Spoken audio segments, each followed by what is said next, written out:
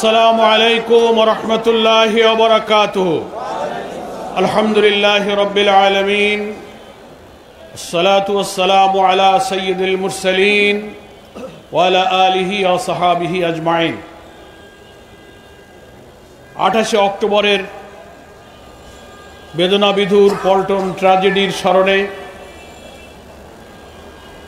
এবং খুনিদের বিচারের দাবিতে আয়োজিত আজকের এই বিক্ষোভ পূর্ব সমাবেশের সংগ্রামী সভাপতি জননেতা নুরুল ইসলাম বুলবুল, আজকের এই মিছিল পূর্ব সমাবেশের সম্মানিত বিশেষ অতিথি জনাব রফিকুল ইসলাম খান, মৌলানা আব্দুল হালিম সহ সংগ্রামী জামাত শিবির নেতৃবৃন্দ, আমার প্রিয় সংগ্রামী দেশবাসী, মিছিলে আমরা যাব। বক্তব্য খুব দীর্ঘ করার সুযোগ নেই, সুশৃঙ্খল মিছিলে ইনশাআল্লাহ আমরা যাব। তার আগে খুব বেদনার সাথে আমরা আজকে দেশবাসীর কাছে আমরা দাবি করছি, 2006 সালের 28 অক্টোবরে যে নৃশংস, নিষ্ঠুর, বর্বরতম, ইতিহাসের নজিরবিহীন নৃশংসতা দেখানো হয়েছে, সারা দেশ এবং দুনিয়া সেদিন শিহরিত হয়েছে। লোমহর্ষক হত্যাকাণ্ডে মানুষ 1 মিনিট ভিডিওতে দৃশ্যটা দেখতে পারে নাই। সবাই ঘৃণা পোষণ করেছে, বিচার চেয়েছে, অথচ সেই লগি বৈঠার খুনের নির্দেশদাতা শেখ হাসিনা জনতা রুদ্র সে পালিয়ে দিল্লিতে আশ্রয় নিয়েছে।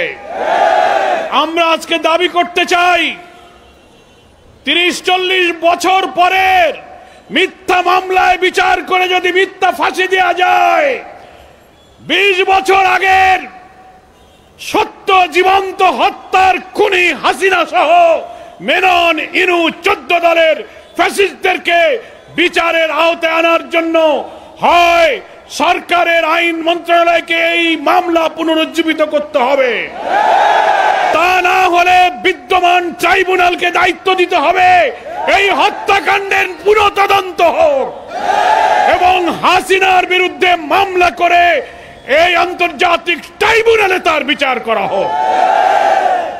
পৃথিবীর ইতিহাসে এটা নজিরবিহীন। সেই সময় যেমন মৃত লাশ উপরে তারা নাচানাচি করেছে, জুলাইয়ের গণ অভ্যুত্থানেও তারা মৃত লাশ পুড়িয়ে ছাই করে দিয়েছে। এই ফ্যাসিস্টদের আর বাংলাদেশে জনগণ তাদেরকে প্রশ্রয় দিতে পারে না। আমরা শুনতে পাচ্ছি খুনি হাসিনা দিল্লি থেকে কর্মসূচি দিচ্ছেন, নভেম্বরের প্রথম সপ্তাহে 15 দিনে বিক্ষোভ, হরতাল, ঘেরাও। আমরা সরকারের স্বরাষ্ট্র উপদেষ্টা, আইন উপদেষ্টা সহ সকলকে বলবো, এই খুনিদের রাজনীতি চিরতরে বাংলাদেশ থেকে বিদায় করার জন্য তাদেরকে এই ট্রাইব্যুনালে বিচারের কাঠগড়ায় দাঁড়াতে হবে।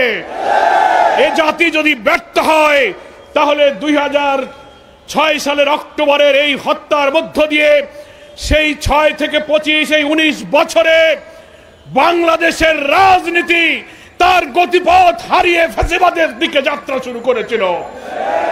24 সালে এসে সেই ফ্যাসিবাদী রাজনীতির দীর্ঘ যাত্রাপথে গতি হারানো রাজনীতিকে সহস্রাধিক জনতা জীবন দিয়ে নতুন বাংলাদেশের জন্য দেশকে নতুন করে স্বাধীন করেছে।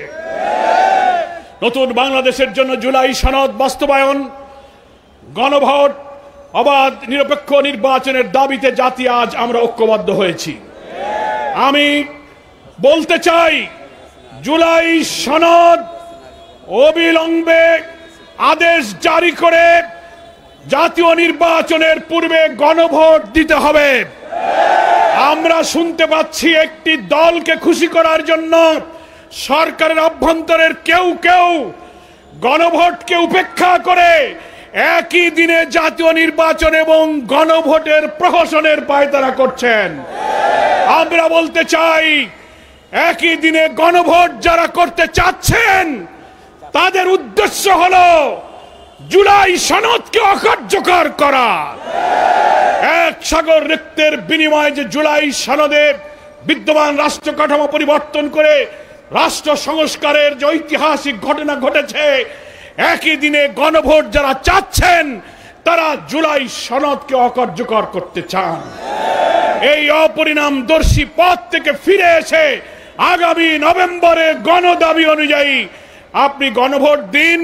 তার আগে রাষ্ট্রপতির আদেশে জুলাই সনদ আদেশ জারি করুন, তারপর জাতীয় নির্বাচন দিন।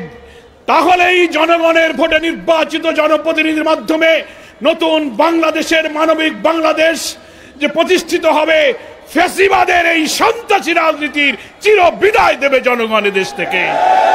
আমি সরকারকে সেই আহ্বান জানিয়ে আজকে দীর্ঘ 18-19 বছর পর পল্টন ট্র্যাজেডির এই বেদনা বিধুর কথা স্মরণ করে যারা আজকের এই বিক্ষোভ মিছিলে শরীক হয়েছেন, প্রিয় দেশবাসী, ঢাকাবাসীকে বাংলাদেশ জামাত ইসলামীর পক্ষ থেকে সংগ্রামী অভিনন্দন, শুভেচ্ছা জানিয়ে সেদিন যারা জীবন দিয়েছিলেন আল্লাহর কাছে তাদের শাহাদাত প্রার্থনা করছি। যারা আহত হয়েছিলেন, ক্ষতিগ্রস্ত হয়েছিলেন, এখনো অসুস্থ হয়েছিলেন, রব্বুল আলামিনের কাছে তাদের জন্য সুস্থতা কামনা করে আমার বক্তব্য এখানেই শেষ করছি। আমা তৌফিক ইল্লা বিল্লাহ। আসসালামু আলাইকুম ওয়া রাহমাতুল্লাহি ওয়া বারাকাতুহু।